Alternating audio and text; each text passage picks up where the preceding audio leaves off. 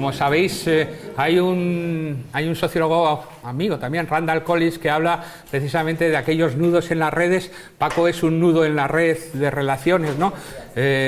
Hacia él va. Tiene la capacidad de ir atrayendo, ¿no? Tienes una especie de atractor, no sé si extraño, y según va pasando la gente y tal, además la gente que te gusta a ti suele atraerla, ¿no? Y suele comprimirla y se acerca a ti, y entonces tienes esa situación de que tú al final acabas con gente y tal gracias a Paco, ¿no? Es todo lo contrario que aquello que contaba George Perec y tal, que seguramente era una malevolencia contra Levi Strauss de un antropólogo que estaba estudiando una tribu, y entonces generalmente la tendencia, así más o menos canónica, es pasar de las tribus que son, pues eso, ¿no?, errabundas y que son que no tienen un sitio fijo y tal, a las que se acaban consolidando en un espacio, ¿no? Y entonces este extraño antropólogo y tal descubrió que las tribus en las que él estudiaba siempre hacían la misma situación, y es que eran ya sedentarias y de golpe empezaban a errar por todos los caminos, ¿no? Y entonces buscando cuál era el nudo en la red de toda su explicación, acabó otro antropólogo descubriendo que el antropólogo era tan pesado que seguramente las tribus los huían, ¿no? Y tal. Bueno, Paco, yo siempre he pensado que es todo lo contrario que Perec, o sea, tiene la capacidad de atraer todo y de juntarlo todo y tal, y entonces pues como este atractor extraño, y a mí aquí me veo presentando a gente que va a hablar sobre invención histórica, sobre historia y sobre el mito toledano, ¿no? Y bueno, yo simplemente unas palabras, luego los presento a ellos, que son lo más importante, unas palabras para introducir en el debate, ¿no? Dos o tres cosas. Primero, nos ayuda la literatura. Yo había dicho el giro, hablar del giro narrativo, y luego el subtítulo este de Cuentos contando cuentos. Cuentos contando cuentos realmente es un fragmento de una oda de Ricardo Reis, de Fernando Pessoa, ¿no? Y dice, somos cuentos de cuentos contando cuentos, nada, ¿no? Y bueno, Saramago alguna vez la ha retomado en alguno de sus bellos pues discursos que ha hecho sobre el tema de la creatividad, pero bueno, a mí me resultaba tan cerca para los que nos dedicamos a las ciencias sociales, los de cuentos contando cuentos y tal, que eso teníamos que retrabajarlo, ¿no? Por otra parte, bueno, pues ayer volví a abrirlo y tal, en las memorias de Gabriel García Márquez, que se llama Vivir para contarla, que eso empieza por: la vida no es lo que uno vivió, sino la que uno recuerda y cómo la recuerda para contarla, ¿no? Y la última es una anécdota casi personal de Carmen Martín Gaite, que yo la conocí de niño porque era amiga de mi madre y decía muchos refranes y muchos dichos, y estaba constantemente cuando nos llevaba al retiro y tal, como dos madres, que eso, su madre y tal, pues decía una cosa de la vida es el cuento de nunca acabar y solo merece contarlo, ¿no? Y tiene un libro que se llama así, el cuento de nunca acabar, y tiene otro que tiene una densidad, digamos, ensayística de primer orden, que se llama La búsqueda del interlocutor y otras búsquedas, que la editó en una vieja editorial, Nostromo, luego la ha ido pasando por diferentes ediciones y tal, y que yo creo que este vivir para contarlo, vivir para contarla, vivir y el cuento es precisamente el nudo gordiano de esta tarde, ¿no? Y que vamos a tener además dos especialistas en cuentos diferentes, pero en cuentos de primerísimo nivel, ¿no? Bueno, ¿por qué esto del giro lingüístico primero? Primero, la idea de que desde prácticamente unos años a esta parte todas las ciencias humanas y sociales han sufrido giros, y el primer giro es un giro lingüístico, ¿no?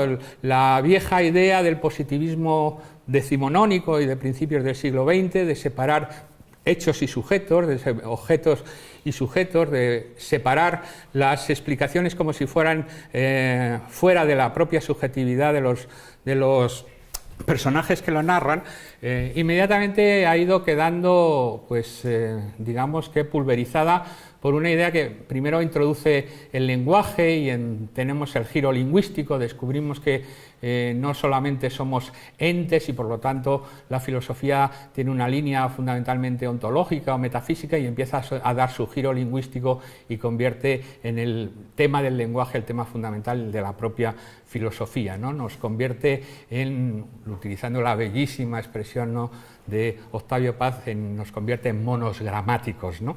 Y a partir de monos gramáticos seguimos pensando la filosofía, porque parece que lo que nos hace humanos, lo que nos humaniza, es el lenguaje. Esa situación del giro lingüístico todavía está llena de problemas o está llena de esencias, de esencialismo lingüístico. Acaba de aparecer en la novela o relato o narración, llamarlo como queráis, seguramente más ficción que realidad, de Tom Wolfe sobre el mundo del darwinismo y de los chomskianos y tal, y hecho con todo, sobre todo maravillosamente bien escrito, como todo de Tom Wolfe, seguramente casi todo mentira, pero por otra parte maravillosamente bien relatado, ¿no? Y bueno, pues, pero ahí se demuestra que todavía en ese primer giro lingüístico hay mucho, ¿no?, de un intento de encontrar una esencia, una determinación final y última de una esencia humana que la íbamos a colocar en el lenguaje, ¿no? El siguiente paso para mí es un paso que podríamos hablar de un giro discursivo, ¿no? Dejamos cada vez más una lingüística del órgano del lenguaje y de las estructuras profundas a lo Chomsky y nos centramos o nos situamos en un tipo de, vamos a llamar, situación discursiva, en el sentido que entra la sociedad y que entra el proceso de los efectos de los discursos, ¿no? Si el libro por excelencia del giro discursivo es el orden de los discursos de Foucault, que es su propia, el orden del discurso es su conferencia cuando es admitido en el Colegio de Francia, ¿no? Y aquí aparece toda una, digamos, una idea de la fundación de la sociedad a partir de sus discursos, y los discursos tienen efectos que no son solamente descriptivos, sino que son prescriptivos, que no solamente son narrativos, sino que son constitutivos de la propia realidad social. La realidad social, si seguimos a Foucault, pero a tantos otros que han ido por esa vía, no es una realidad simplemente, digamos, fáctica, es una realidad creada a partir del propio orden de los discursos, que tiene la capacidad de decir lo que es y lo que no es, lo que queda fuera y lo que queda dentro, lo que merece la pena ser tratado y lo que merece la pena ser ocultado definitivamente. Esa idea del orden del discurso nos ha, revolucionó las ciencias humanas y sociales, ¿no? Le dio el último, digamos, el último tiro de gracia, con perdón de esta expresión tan fea, al positivismo tradicional, desde luego a cualquier imagen metafísica en la filosofía, y nos introdujo definitivamente en una idea de que gran parte de lo que la realidad es no solamente es una realidad fáctica, externa, o una realidad que se impone a los individuos en la versión típicamente durkheimiana, sino que la realidad es subjetiva, reflexiva, que objeto y sujeto están íntimamente relacionados, que la subjetividad crea la propia realidad y que no hay, digamos, una situación definitiva entre lo que podríamos llamar objeto de conocimiento y sujeto del conocer, sino que están directamente relacionados. Queréis utilizar metáforas, ¿no? La metáfora de la invención de lo social, la metáfora de la invención del discurso, del mito, todo este tipo de cosas que desfundamentalizan la propia idea del carácter descriptivo que tienen las ciencias humanas o las ciencias sociales, para darle un carácter fundamentalmente constructivo. Por eso la idea de reconstruyendo, Habermas más tarde hablaría precisamente de la reconstrucción, ¿no?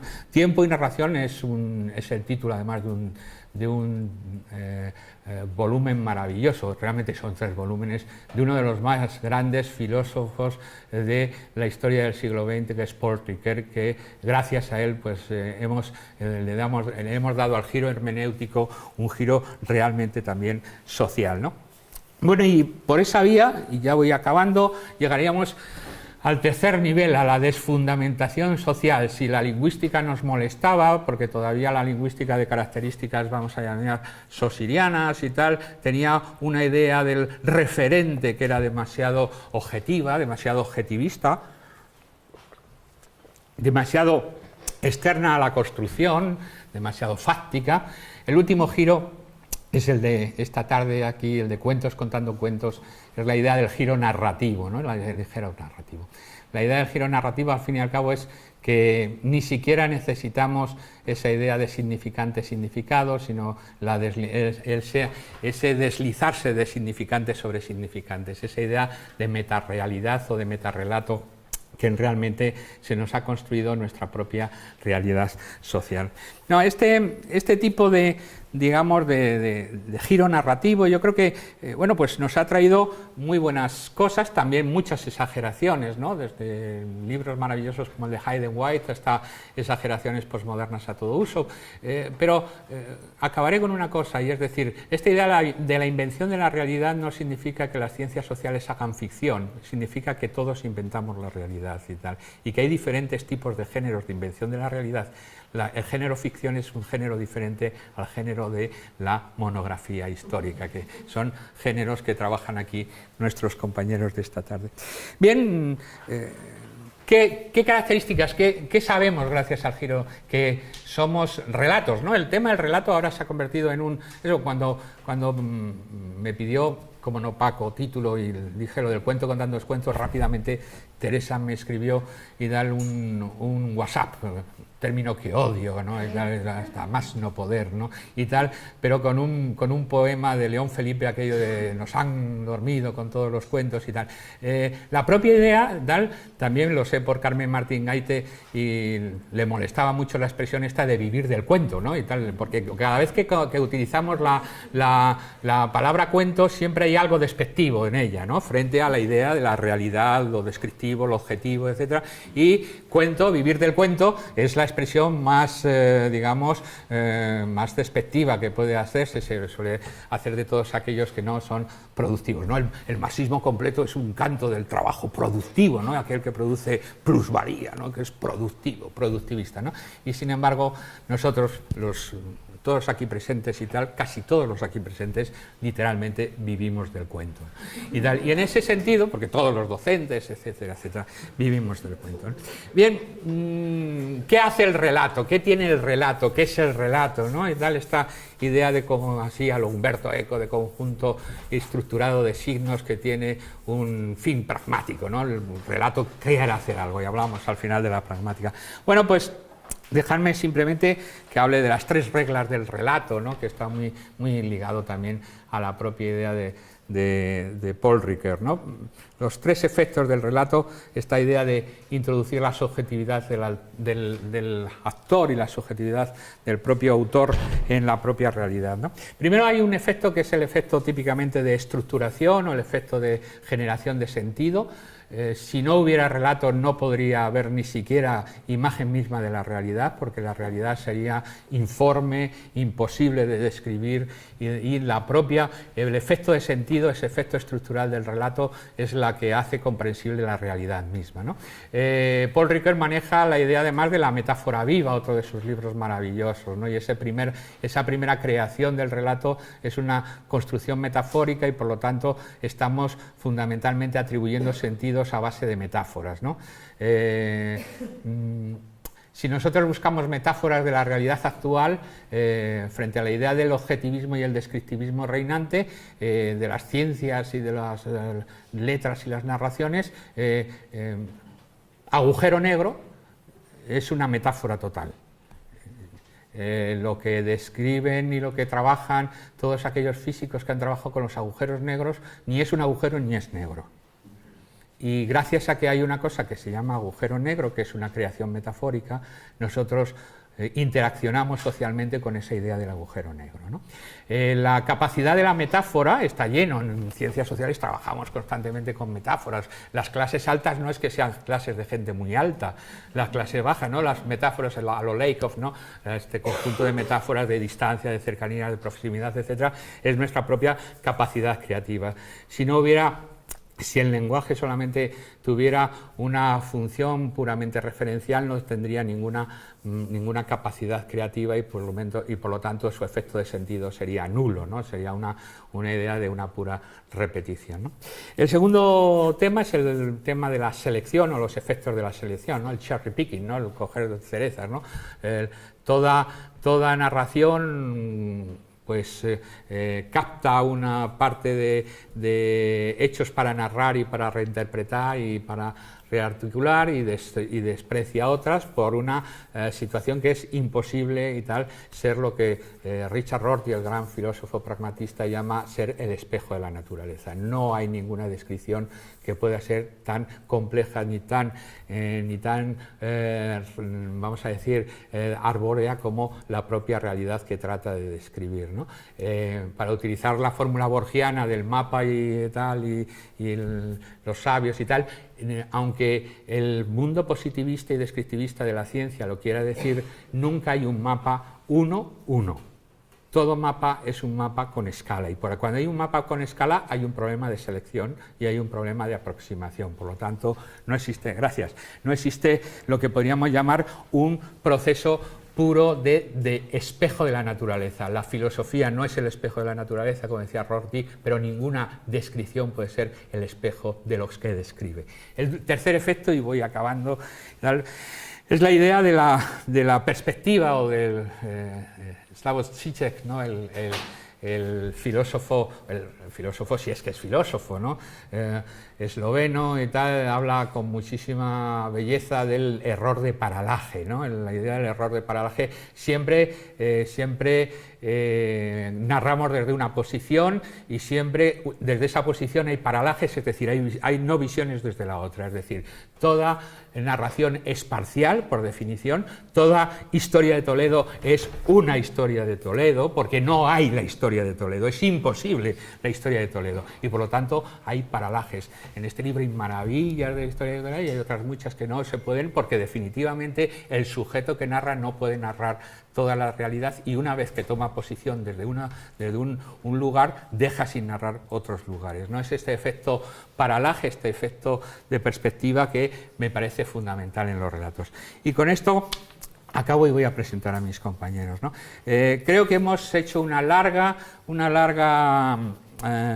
carrera, una larga travesía desde el ingenuo objetivismo o el supremo idealismo, pensarnos que somos seres externos y objetivos, que el relato que contamos es externo a nosotros, ¿no? En cualquier relato que nosotros contamos estamos incluidos nosotros, por lo tanto no hay objetividad posible, ¿no?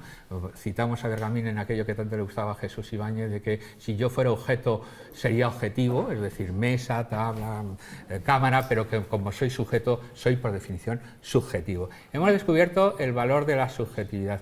Y hemos descubierto, por lo tanto, que esta idea que habitualmente trabajamos en atribuir objetividad por casualidad, todos los demás son subjetivos, salvo yo, que soy objetivo en las discusiones. Bueno, en estos momentos lo vemos en el mundo político, ¿no? Todo el mundo es subjetivo, todo el mundo tiene ideas, salvo y tal. Bueno, el grado ya de inmundicia de nuestra vida política es de tal nivel que el asunto es tan grosero que no se ve, pero incluso académicamente, ¿no? Menos mis amigos y yo, que realmente hemos descubierto las cosas que hay que descubrir, las demás cosas que hacen otros grupos científicos pues son malas y tal. Eso, bueno, evidentemente la subjetividad es una característica de la narración. Y entonces llegamos al final y presento a mis compañeros.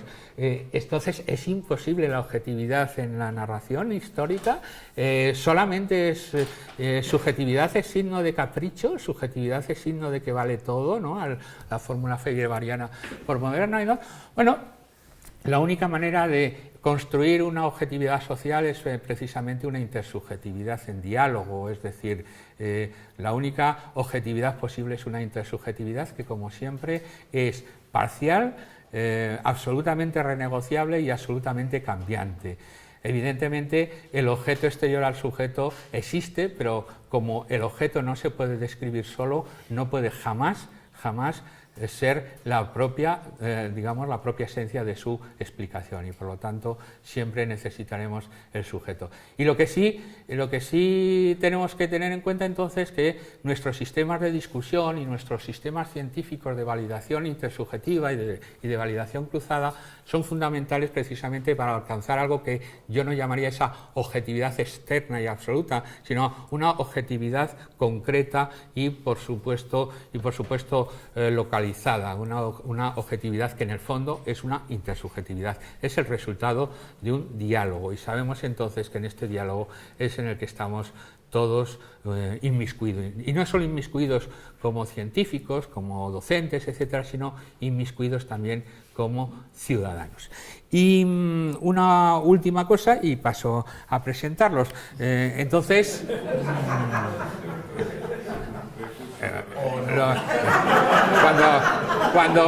cuando ellos empezaron a poner el papel, yo empecé a hacer excursus para seguir siguiendo y tal. Todos tenemos nuestros recursos, ¿no? Todos tenemos nuestros recursos, ¿no? Y tal. Y inmediatamente deciros entonces, bueno, pues que lejos de las exageraciones posmodernas de que la historia es una ficción pura y que no hay continuidad o que no hay una situación de superación, claro que son géneros diferentes con grados de verosimilitud diferentes y con grados de construcción de sus objetividades y de sus comunidades de referencia diferentes, y por lo tanto lo mismo que la novela realista no era la obsesión de Roland Barthes, ¿no? La novela realista nunca describió ninguna realidad, seguía un código que era el del realismo como género realista y que por lo tanto lo que hacía era pensar que eso era la realidad, ¿no? La realidad estaba construida. Pues lo mismo, ¿no? Claro que es posible una objetividad histórica como una intersubjetividad de la comunidad que piensa la historia, que no solamente es la comunidad profesional de historiadores, ¿no? Y eso me parece un tema fundamental. Y ahora sí que los presento y ya no utilizo más el recurso.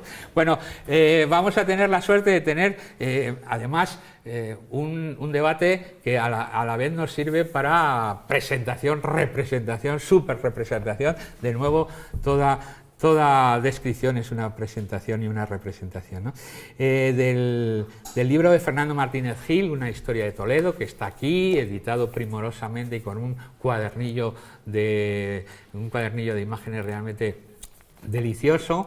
Y bueno, pues Fernando Martínez Gil además es un intelectual de primera línea, sabéis que es premio Lazarillo de literatura infantil, es premio nacional de literatura infantil y juvenil, o sea que fijaros qué nivel la peña pobre va a empezar a ser ya peña de clase media, ¿no? Bueno, la peña de clase media, porque estoy ya teniendo aquí este nivel y tal eso y tal, pero además es un profesor también de la Universidad Castilla-La Mancha y tal. Yo tengo un libro suyo especialmente cariño, porque yo trabajaba entonces, sigo trabajando con Siglo XXI Editores y tal, que son amigos desde hace muchos años, que era Muerte y Sociedad en la España de los Austrias, que me parece un libro maravilloso, y yo no te conocía hasta esta tarde, pero te lo digo de verdad, me parece un trabajo impresionante. Y Fernando, además de, a ver cómo consigues también traer tu libro a colación, porque hay que hacer automarketing y telemarketing. Si ahora estáis en el mundo de la publicidad, sabéis que la palabra que hay que utilizar no es impacto visual, hay que utilizar storytelling.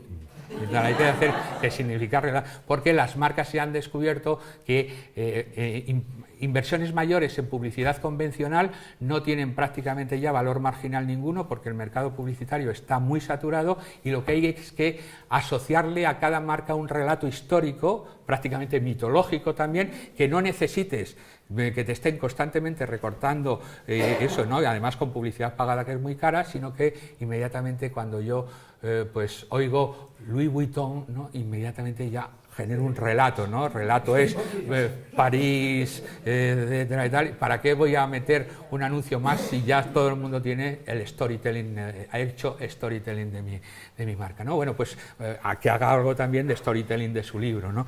El otro conferenciante de esta mesa redonda o de mesa articulada y tal, y además la verdad es que mira que uno tiene años en esto de presentaciones diversas, pero el hecho esto de casi de partido de tenis doble y tal es realmente uno de los más curiosos, ¿no? Y tal, eso, ¿no? Que está muy bien, ¿no? Y tal. El otro es Alfonso Mateo Sagasta, que ya ha estado en la Peña Pobre ya y tal, ha estado aquí, ya estuvimos con él y ya fue una tarde bien interesante también. Sabéis que es un novelista importante y que la etiqueta esta que a mí me parece muy poco, digamos, justa con esto de la novela histórica. Es un novelista, es un historiador profesional también, pero es un novelista. Y yo, bueno, he leído algunos de sus libros. Ya sabéis que yo soy bastante lector, ¿no? Y Caminarás con el sol, me acuerdo una hora, Caminarás con el sol es uno de tus libros a que a mí me gustó más, pero ya que estamos aquí, los letraheridos, ¿no? Que dicen los catalanes y tal, los que sudamos tinta y tal, los que amamos los libros, tiene un libro maravilloso también que se llama Ladrones de tinta, ¿no? Y tal, edita en las mejores editoriales del reino y tal, en Ediciones B, en Random House, etcétera, etcétera. Vamos pasando de clase media alta a casi clase alta y entonces es realmente un escritor de primera línea. Y lo último que yo lo último que he comprado, que no he leído, que es una de las cosas que cada vez me pasa más y tal, cuando éramos jóvenes leíamos mucho y comprábamos poco y tal porque teníamos mucho tiempo y poco dinero. Ahora compramos mucho y leemos poco y tal porque tenemos más dinero pero mucho menos tiempo, ¿no? Su último libro es Mala hoja, si mal no recuerdo, está editado en una editorial maravillosa, ¿no? Que es El Reino de Cordelia y tal, que es una preciosidad de edición y que yo tengo pendiente, no en mi mesilla de noche, que en mi mesilla de noche ya no existe porque es un montón de libros y tal, sino por lo menos en mi despacho. Y que muchísimas gracias por haber estado esta tarde aquí con nosotros y que cuando queréis tenéis la palabra. Buenas tardes.